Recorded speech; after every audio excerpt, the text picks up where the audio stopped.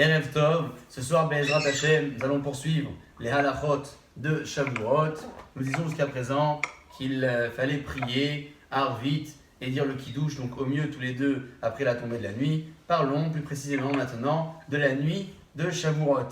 La nuit de Shavuot, nous avons pris l'habitude de rester éveillés, de veiller toute la nuit et de dire pour certains un tikkun tout entier qui résume les grandes lignes de la Torah, de Nevim et d'Ektuvim. Et pour d'autres, l'habitude est plutôt tournée vers l'étude de la Gemara, l'étude des textes bibliques.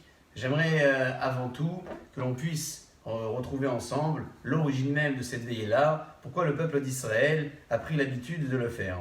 Le Zohar HaKadosh dit comme ça, Chasidim Arishonim, Loayu Yeshenim Balayla Azot. Savoir que les pieux de l'époque ne dormaient pas toute la nuit, ils étudiaient la Torah.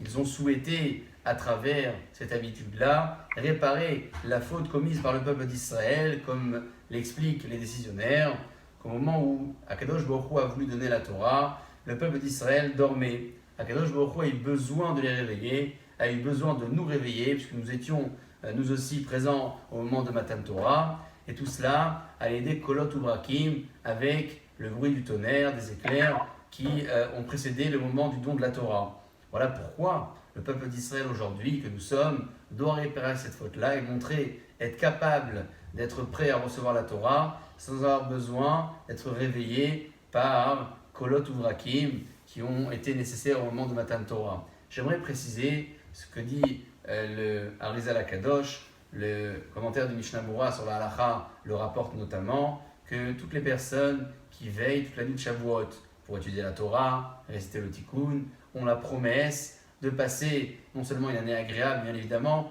mais qu'aucun dommage ne leur arrivera tout au long de l'année qui suivra.